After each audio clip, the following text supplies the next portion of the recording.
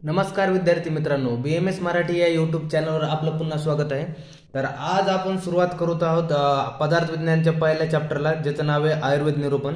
आता ही जी lecture series आपण इथून पुढे सुरुवात करीत आहोत, ही लेक्चर सिरीज आपले जे नवीन फ्रेशर्स विद्यार्थी आले असतील त्यांच्याकरिता बी ही उपयोगी पडणार आहे। आणि जे विद्यार्थी आता नुकतीच 2025 ची युनिव्हर्सिटी एक्झाम देणार आहे फर्स्ट इयरची, त्यांच्यासाठी एक ही रिव्हिजन लेक्चर सिरीज पण ठरू शकते। तर त्यासाठी या दोघांनी जर व्हिडिओ जर पाहिला त्यांना खूप ह्याचा फायदा मिळणार आहे, कारण की मी ह्या लेक्चर सिरीज मध्ये पूर्ण प्रकारे सांगणार आहे की त्या टॉपिकवर कशा प्रकारे क्वेश्चन विचारले जातील, हे पूर्ण मी ह्या लेक्चर मध्ये कव्हर करणार आहे।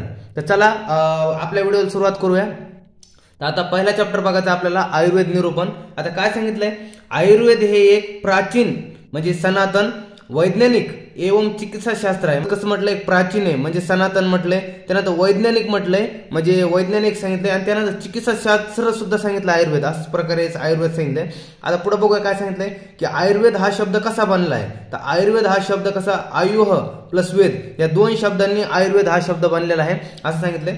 त्यानंतर काय म्हटलंय की एक एकच आता शब्दाचा अर्थ बघूया आपलं काय आहे। आता आयु म्हणजे काय, जीवन, आणि वेद म्हणजे काय, सत्ता किंवा ज्ञान। आयु या शब्दाचा अर्थ होतो जीवन, आणि वेद म्हणजे सत्ता किंवा ज्ञान या शब्दाचा अर्थ होतो। पुढे बघूया काय म्हटलंय, आयु लक्षण एवं पर्याय। आता आपल्या BMS युनिव्हर्सिटी एक्झाम मध्ये आपल्याला हा एसक्यूला विचारला जाऊ शकतो प्रश्न की आयुचं लक्षण सांगून त्याचे पर्याय लिहा म्हणून असा एसक्यूला क्वेश्चन येऊ शकतो। तर बघूया काय म्हटलं पुढे की शरीरेंद्रिय सत्वात्म संयोगधारी जीवितम नित्यागस्य अनुबंधस्य पर्याय आयु उच्यते। चरक सूत्रस्थान पहिल्या अध्यायामधील 42 नंबरचा हा श्लोक आहे। यात काय म्हटलंय, शरीर इंद्रिय मन व आत्मा यांच्या संयोगाला आयु म्हणतात। म्हणजे काय सांगितलं, शरीर इंद्रिय मन व आत्मा हे जे चार आहेत यांच्या संयोगाला आयु म्हणतात असं यांनी म्हटलंय। त्यानंतर काय म्हटलं पुढं, आयुचे पर्याय बघूया। आता आयुचे जे पर्याय ते खाली बघूया काय दिले, धारी, जीवित, नित्यग आणि अनुबंध हे चार आयुचे पर्याय आहे। आपल्याला वायवामध्ये विचारला जाऊ शकतं किंवा एक्झाम मध्ये बी विचारला जाऊ शकतं की आयुचे पर्याय हे वगैरे सांगा म्हणून। MCQ ला फिक्स हा क्वेश्चन येतो की आयुचे पर्याय काय आहे। जे आपले MCQ 20 मार्काला MCQ असते त्यात खालीलपैकी हा आयुचा कोणता पर्याय म्हणून पण असा MCQ बराच वेळेस विचारला गेलेला आहे। तर खाली बघूया एकाचा अर्थ काय। धारी म्हणजे काय, शरीराचे जो धारण करतो। जीवित म्हणजे काय, प्राणाचे धारण करतो। त्यानंतर नित्यक म्हणजे काय, प्रतिदिन आयु मृत्यूपर्यंत, प्रतिदिन आयु जात राहते म्हणजे मृत्यूपर्यंत काय जाते, आयु जात राहते, त्याला नित्यक म्हटले। त्यात अनुबंध म्हणजे काय, चेतना शक्तीचे शरीरात अस्तित्व असणे म्हणजे याला अनुबंध म्हटले। हे आयुचे पर्याय आणि त्याचे अर्थ सांगितले। आता पुढे बघूया काय म्हटलंय, पुढे काय सांगितलंय, 2 नंबरचा आयुची व्याख्या दिली। तत्रायुष चेतना अनुवृत्ती ही आयुची 2 नंबरची व्याख्या दिली। काय, चरक सूत्रस्थान अध्याय 30 मधला हा 22 नंबरचा श्लोक आहे। त्यानंतर काय म्हटलं, याचा अर्थ बघूया काय म्हटलं की गर्भापासून म्हणजे जन्मापासून ते मरणापर्यंत चेतना शक्तीचे चेतना तत्वाचे शरीरात अस्तित्व राहणे याला आयु म्हणतात। म्हणजे काय, जन्मापासून ते मरणापर्यंत जे चेतना तत्व, जे चेतन तत्व असतं, जे चेतना तत्व असतं म्हणजे आत्माचं शरीरात अस्तित्व असणं म्हणजे याला आयु म्हणतात, त्याला आयु म्हटलंय। त्या काय म्हटलं पुढं की आयुर्वेद या शब्दाची निरुक्ती, आयुर्वेद शब्दाचा पर्याय शब्द, त्यानंतर निरुक्ती आणि व्याख्या खाली असा सांगितलंय। आता आपल्याला एक्झाम मध्ये डायरेक्ट विचारलं जाऊ शकतं असा पण एसक्यू की आयुर्वेदचे पर्याय शब्द लिहा, निरुक्ती लिहा आणि व्याख्या लिहा म्हणून असं आपल्याला डायरेक्ट एसक्यू वगैरे विचारला जाऊ शकतो। तर बघूया काय सांगितलं खाली। तर काय सांगितलं, आयुर्वेदचे पर्याय शब्द। आता हा जर श्लोक आला तर तुम्ही हा श्लोक जसा पाठ करणं गरजेचं आहे, कारण ह्यावर बरेच 8 आयुर्वेदचे काय पर्याय शब्द दिलेत, तर हा श्लोक पाठ करणं गरजेचं आहे। तत्र आयुर्वेद शाखा विद्या सूत्रम ज्ञानम शास्त्रम लक्षणम तंत्रमित्यन अर्थ अंतरम। हे चरक सूत्रस्थान 30 मधला 31वा नंबरचा श्लोक आहे। काय म्हटलं ह्याच्यात की आयुर्वेदचे पर्याय शब्द काय दिले, आयुर्वेद, शाखा, विद्या, सूत्र, ज्ञान, शास्त्र, त्यानंतर काय म्हटलं लक्षण आणि तंत्र। हे आयुर्वेदचे 8 पर्याय शब्द दिलेले आहेत। हे पर्याय शब्द आयुर्वेदचे आयुर्वेदचे।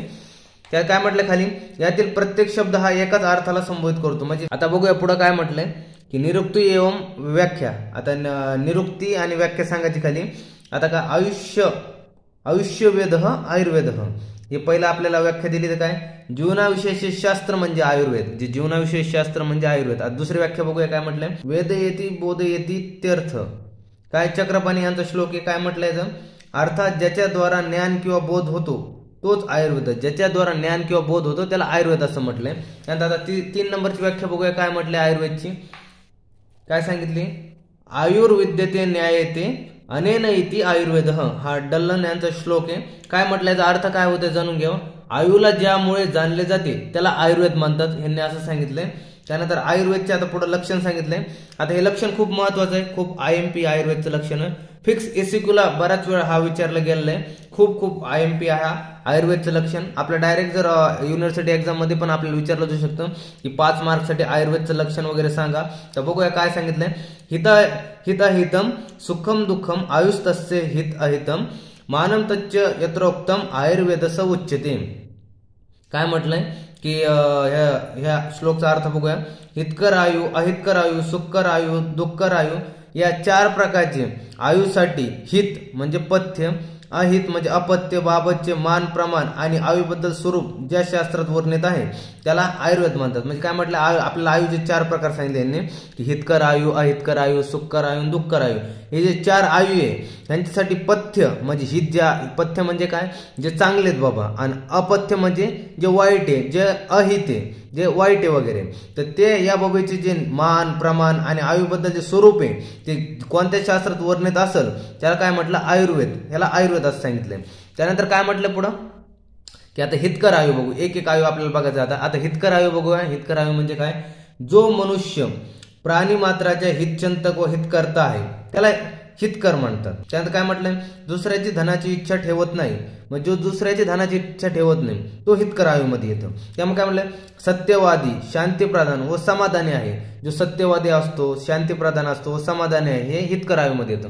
त्यानंतर पुढे काय म्हटलंय, विचारपूर्वक कार्य करणार आहे. जो विचारपूर्वक कार्य करणार आहे ते हितकर आयुचं एक लक्षण आहे. त्यानंतर काय म्हटलंय पुढं की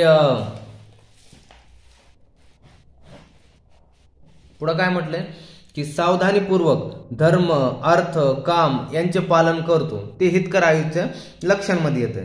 त्यानंतर काय म्हटलंय की वंदनीय व्यक्तीची पूजा करतो. जे वंदनीय व्यक्तीची पूजा करते ती हितकर आयुमध्ये येते. त्यानंतर काय म्हटलंय, ज्ञान व विज्ञान सदाचार्य आहे असे. त्यानंतर वृद्धजनांची सेवा करतो, क्रोध राग ईर्ष्या मद व अभिमानादी वेगाचे धारण करत नाही. म्हणजे राग धरत नाही, त्यानंतर ईर्ष्या नाही ज्याला, मद नाही ज्याला, अभिमान म्हणजे स्वतःवर असा अभिमान वगैरे नाही लय की अशा वेगाचे धारण करत नाही, असे हितकर आयुमध्ये येतात. त्यानंतर काय म्हटलं, नेहमी अनेक वस्तूचे दान करतात. जे नेहमी अनेक वस्तूचे दान वगैरे करतात. वरील ही सर्व लक्षणे हितकर आयुची आहे. जी वरची सांगितलेली सगळी हितकर आयुची लक्षणे. आता पुढे बघू 2 नंबरचं अहितकर आयु. आता अहितकर आयु म्हणजे काय म्हणजे जे हितकर आयुच्या विपरीत असणारे. म्हणजे नाही, हितकर म्हणजे हितकराच्या विरुद्ध, अहितकर म्हणजे जे हितकरच्या विरुद्ध असणारे ते अहितकर असणारे. हे आपल्या पदार्थमध्ये असे काही तुम्हाला पुढे जाऊन मिळणार आहे ज्याच्या नावामध्येच पूर्ण अर्थ दडलेला असणार आहे. अहितकर म्हणजे जे हितकर नाहीत. आता पुढे त्यानंतर काय म्हटलंय, हितकर आयुचे विपरीत लक्षण असणारा अहितकर आयु असणारे. अहितकर आयु म्हणजे हितकर आयुचे विपरीत जे लक्षण असते ते अहितकर असते.